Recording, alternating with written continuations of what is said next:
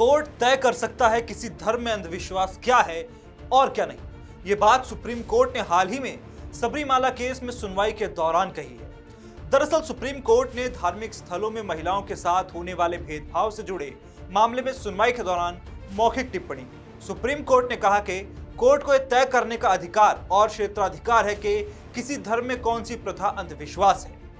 शीर्ष अदालत ने कहा कि अंधविश्वास से जुड़ी प्रथाओं की न्यायिक समीक्षा पर रोक नहीं है।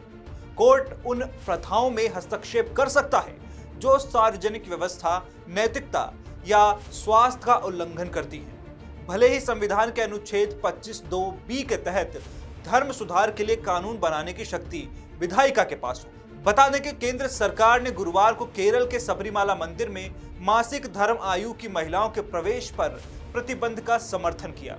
केंद्र की ओर से पेश सॉलिसिटर जनरल तुषार मेहता ने कहा कि सुप्रीम कोर्ट का 2018 का फैसला इस धारणा पर आधारित है कि पुरुष श्रेष्ठ हैं और महिलाएं निम्न हैं। इसी वजह से सभी महिलाओं को एंट्री देने का आदेश दिया गया।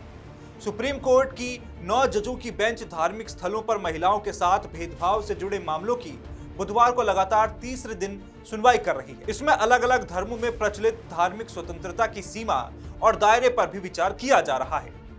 हालांकि केंद्र सरकार का पक्ष रख रहे सॉलिसिटर जनरल तुषार मेहता ने इसका विरोध करते हुए कहा कि धर्मनिरपेक्ष अदालत ये तय नहीं कर सकती कि कोई धार्मिक प्रथा अंधविश्वास की श्रेणी में आती है कि नहीं, क्योंकि न्यायाधीश कानून के विशेषज्ञ होते हैं, धर्म के नहीं।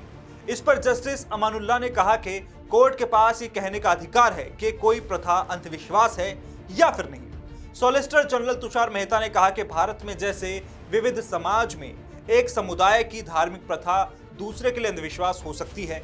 इस पर जस्टिस जॉय माल्य बागची ने पूछा, कोई समुदाय जादू टोना को प्रथा बताए तो उसे अंधविश्वास नहीं माना जाएगा? अगर अनुच्छेद 32 के तहत मामला कोर्ट में आए और विधायिका चुप रहे तो? बता दें कि सबरीमाला मामले में सितंबर 2018 में 5 न्यायाधीशों की संविधान पीठ ने 4-1 के बहुमत से 10 से 50 साल की आयु की महिलाओं के प्रवेश के लिए प्रतिबंध को हटाते हुए इसे अवैध और असंवैधानिक करार दिया था।